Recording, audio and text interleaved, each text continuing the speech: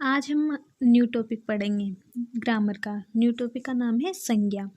संज्ञा क्या होती है? किसी व्यक्ति, वस्तु, स्थान, जाति, भाव के नाम को क्या कहते हैं? संज्ञा कहते हैं। जब किसी व्यक्ति का नाम आएगा जैसे राम, सीता, गीता, तो ये सब क्या है? व्यक्ति है। और वस्तु का आ जाएगा पेन, पेंसिल वगैरह। स्थान जयपुर, जैसलमेर, अजमेर, बाड़मेर। फिर उसके बाद जाति जैसे हाथी, तो हाथी पूरी जाति हुई। हाथी के गाय, तो गाय के अंदर भी पूरी जाति हुई। तो इसी तरीके से जाति आ जाए, पुरुष जाति, स्त्री जाति वगैरह। भाव, रोना, खाना, पीना, ये सब क्या है? भाव है। आदि के नाम को क्या कहते हैं?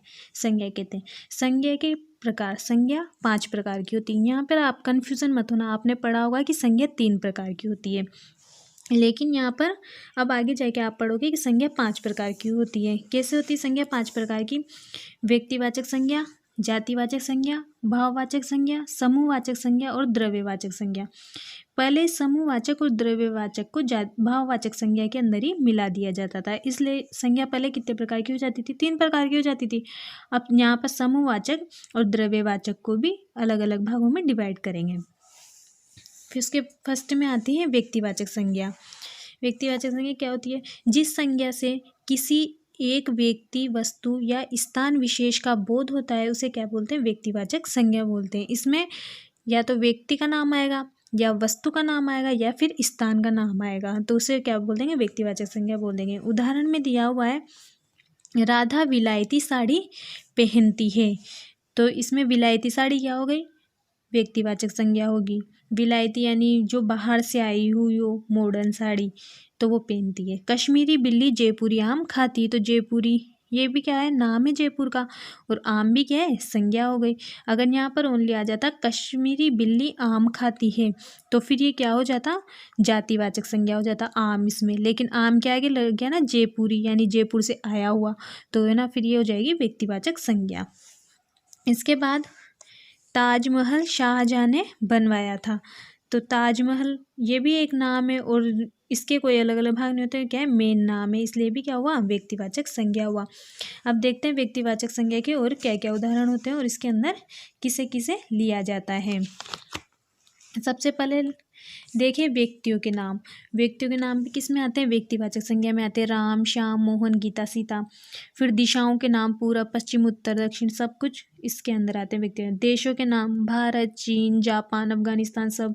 राष्ट्रीय जातियाँ भारतीय, चीनी, जापानी। जैसे अपन बोलते हैं ना हम भारतीय, तो वो क्या हुई? व्यक्तिवाचक संज्ञा हुई, उसमें भारतीय। नदियों के नाम गंगा, यमुना, सरस्वती, ये सब भी व्यक्तिवाचक। समुद्रों के नाम भी व्यक्तिवाचक। पर्वतों के नाम भी व्यक्तिवाचक। उसके बाद नगरों के नाम व्यक्तिवाचक संज्ञा के अंदर आएंगे। जयपुर, जैसलमेर, बाड़मेर वगैरह। समाचार पत्रों के नाम राजस्थान पत्रिका, दैनिक भास्कर, नवभारत वगैरह सारे। पुस्तकों के नाम रामायण, महाभारत, पुराण, गीता वगैरह, सब ये भी व्यक्तिवाचक संज्ञा। फिर दिनों के नाम भी किस में आएंगे? व्यक्तिवाचक संज्ञा के अंदर। महीनों के नाम भी व्यक्तिवाचक संज्ञा के अंदर। ग्रह नक्षत्रों के नाम जैसे चंद्रमा, सूर्य, मंगल, पृथ्वी वगैरह, ये सब भी किस में आएंगे? व्यक्तिवाचक संज्ञा में। त्योहारों के नाम भी व्यक्तिवाचक संज्ञा में आएंगे। दीपावली, होली, रक्षाबंधन वगैरह सब। फिर उसके बाद सेकंड पढ़ेंगे जातिवाचक संज्ञा। जातिवाचक संज्ञा क्या होती है? जो संज्ञा शब्द किसी एक ही प्रकार की व्यक्ति या वस्तु जाति का बोध कराते हैं, तो उसे क्या बोलते हैं? जातिवाचक संज्ञा बोलते हैं। जैसे में देखो मनुष्य, मनुष्य के अंदर नाम नहीं दिया हुआ, राम तो नहीं ना दिया हुआ है, राम देता, तो क्या हो जाता? व्यक्तिवाचक संज्ञा हो जाती। लेकिन यहाँ मनुष्य, मनुष्य के अंदर पूरे मनुष्य आ रहे, इसलिए क्या हो गए? जातिवाचक संज्ञा होगी। पहाड़, कोई पहाड़ का नाम नहीं दिया, अरावली या फिर हिमाचल या फिर विंध्याचल, ऐसे कुछ नाम तो है ना दिए हुए हैं यहाँ पर, तो पहाड़ का नाम दिया हुआ है, तो पहाड़ तो कोई सा भी हो सकता है, इसलिए ये भी क्या हो गया? जातिवाचक। नदी का नाम नहीं दिया हुआ, तो ये भी जातिवाचक। भाई, बहन, मामा, चाचा, अगर इन सब के नाम दे देते तो वो क्या होता? व्यक्तिवाचक हो जाता। लेकिन इनके अंदर भी बहुत सारे व्यक्ति आते हैं, जैसे लेखक, एक लेखक का नाम देता तो वो व्यक्तिवाचक में हो जाता। लेकिन यहाँ पे कह रहे लेखक के अंदर बहुत सारे लेखक होंगे, तो उसके अंदर जातिवाचक संज्ञा होगी।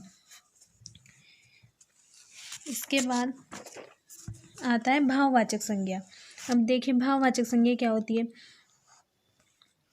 जिन संज्ञा शब्दों से किसी व्यक्ति, वस्तु और स्थान के गुण, दोष, धर्म, अवस्था और भाव आदि का बोध होता है, उन्हें भाववाचक संज्ञा कहते हैं। जैसे गणेश में लोभ है, लोभ यानी घमंड है, तो क्या है इसमें, लोभ के अंदर भाववाचक संज्ञा होगी, भाव आ रहा है। और फिर सीता रोती है, तो रोना क्या होगा, उसका भाव हो गया। इसी प्रकार हाथी में कमजोरी है, तो यहाँ पर कमजोरी क्या हो गया, भाववाचक संज्ञा हो गया। उसके बाद आती है समूहवाचक संज्ञा। समूहवाचक संज्ञा क्या, जिन व्यक्ति संज्ञा शब्दों से व्यक्तियों और वस्तुओं के समूह होने का बोध होता है, यानी मतलब कलेक्ट हो जाते हैं, सारे एक साथ कलेक्ट होके खड़े हुए रहते हैं, तो वो उन्हें समूहवाचक संज्ञा कहते हैं। जैसे सभी मंत्री संसद में बैठे हैं, तो संसद में कितने सारे मंत्री बैठे होंगे, लोकसभा, राज्यसभा, इसमें बहुत सारे मंत्री बैठे होते हैं, तो वो समूह के अंदर आएंगे।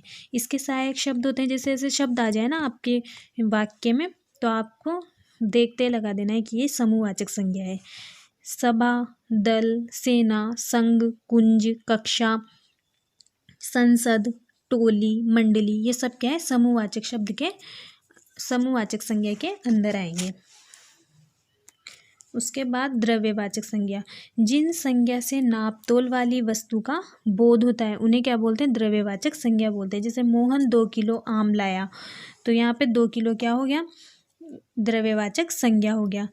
और इसके सहायक शब्द जैसे से आ जाए, सोना, चांदी, दूध, पानी, घी, तेल, मिट्टी, फल, अनाज, ये सब आ जाए, तो इसका मतलब क्या है, ये द्रव्यवाचक संज्ञा होगी। तो जो ये समूहवाचक संज्ञा थी और द्रव्यवाचक संज्ञा थी, इसको पहले भाववाचक संज्ञा के रूप में पढ़ा जाता था। अब इसको यहाँ पे अलग अलग डिवाइड करके भी पढ़ सकते हैं अपन। तो इस तरीके से आपके संज्ञा का टॉपिक कंप्लीट हुआ। मैं इसकी PDF आपको सेंड कर दूँगी।